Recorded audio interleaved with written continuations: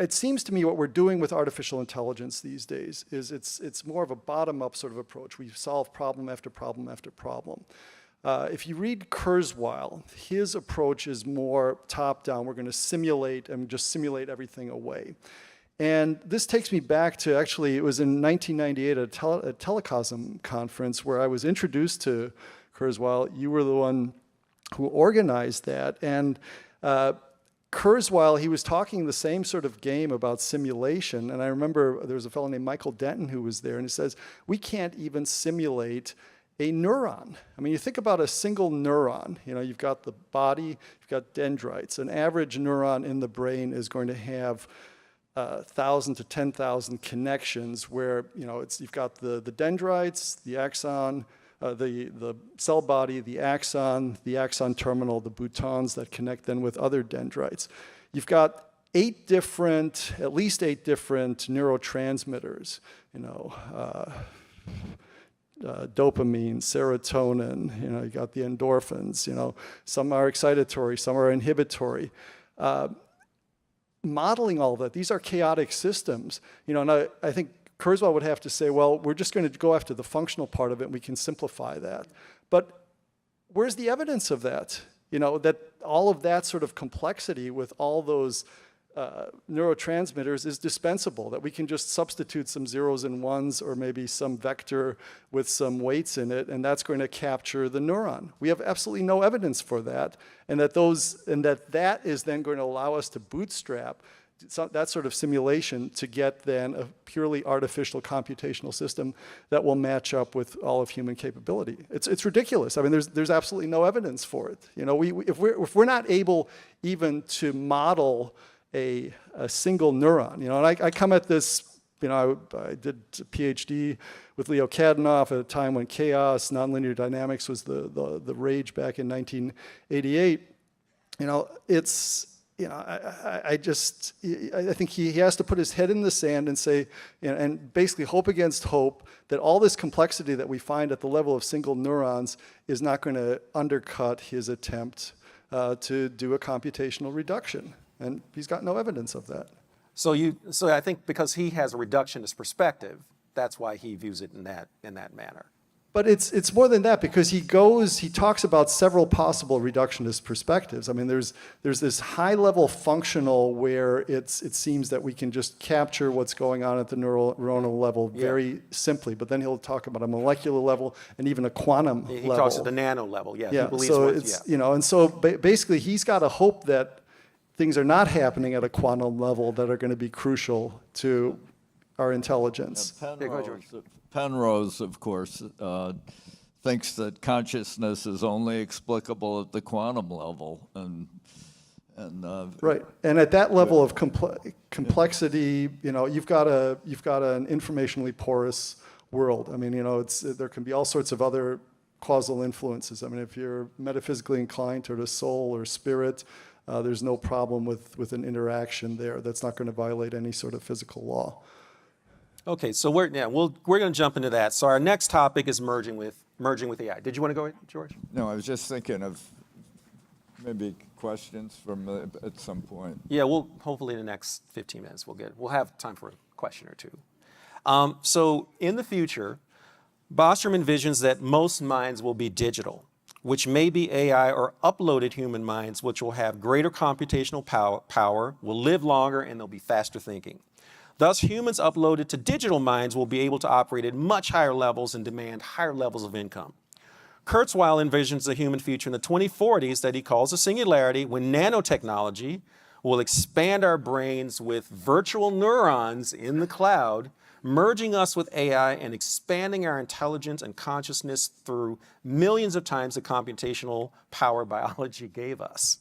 So, Bob, what Bostrom and Kurzweil predict, it sounds like pretty good stuff. So what problems do you imagine as we merge with AI, if we merge AI with human brains through the brain-computer interfaces that they predict sometime in the 2030s or 2040s? And will computing power actually accelerate exponentially, as Kurzweil argues, along the lines of Moore's law? You know, I don't know. I just know now I can only think one thought at a time. I don't know what happens if I get a neural implant and they try to put 50 ideas in my brain. I don't know if I could handle it that. But even more seriously, in the 1990s, there was something called the Brain Project. And the Brain Project was going to try to map the human brain to a digital equivalent. It was a total failure. There are aspects of us, our spiritual assets, our creativity, our understanding, our idea of even love and compassion, which are not algorithmic. They cannot be explained by an algorithm, by a computer program. If you tried to upload yourself into a computer, you would miss these non-algorithmic processes, and I think you would be a very, very boring person with just the algorithmic aspects of it. So no, I don't think that is going to happen. Notice, again, computers made out of meat. If you're a materialist, you got to believe that. You got to believe we're materialists made out of meat. But nevertheless, just like people of faith look at immortality, this is their answer to immortality. So it turns out in a lot of religions, there's kind of parallels to this sort of thing. There is, by the way, an AI church. If you go to AI church, you can actually look at it. It's in California. It's for real, and really, really interesting. You know what their scripture is written by? ChatGPT. What was written? Oh, the scriptures are written by ChatGPT. They admit it on the website. It's written by ChatGPT. So. It looks like we have a question by our illustrious guest and speaker, I guess during this conference, Jim Tour.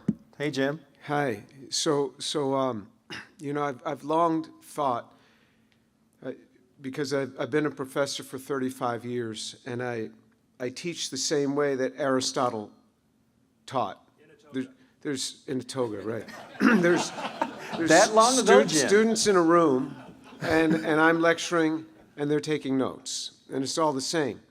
And I've often wondered, why can't we just have them come in, pay $100,000, and boom, there's a download, wireless download, and they go off, and that's it. So, you know, this is always what I've wondered, when will we be able to do that? But my question is really to Bill.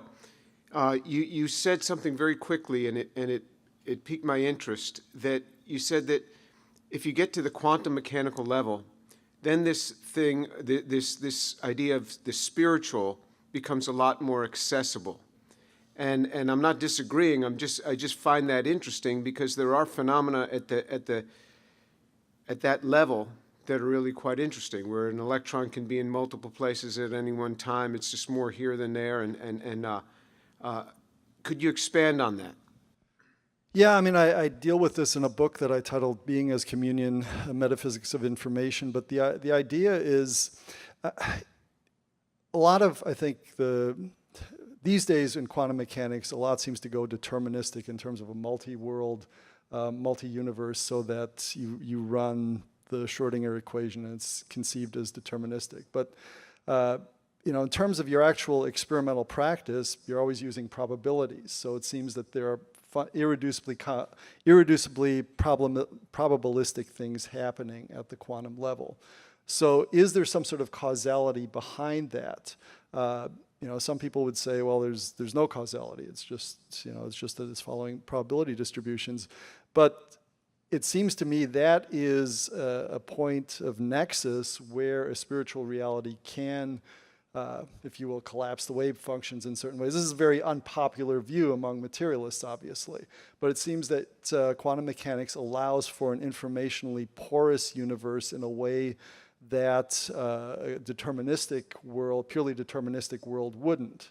You know, so it's, you know, God or human spirit or whatnot can interact at that level. So for me, a model of the mind is much more that of the mind is a typewriter and there's a typist, or it's a radio and there's a signal that's coming in. The radio doesn't account for the symphony that you're hearing. There's an information source that's interacting there. And so likewise, the brain then is this kind of receiver for a for the mind, you know. And this is even from biblical perspective, the body is a garment.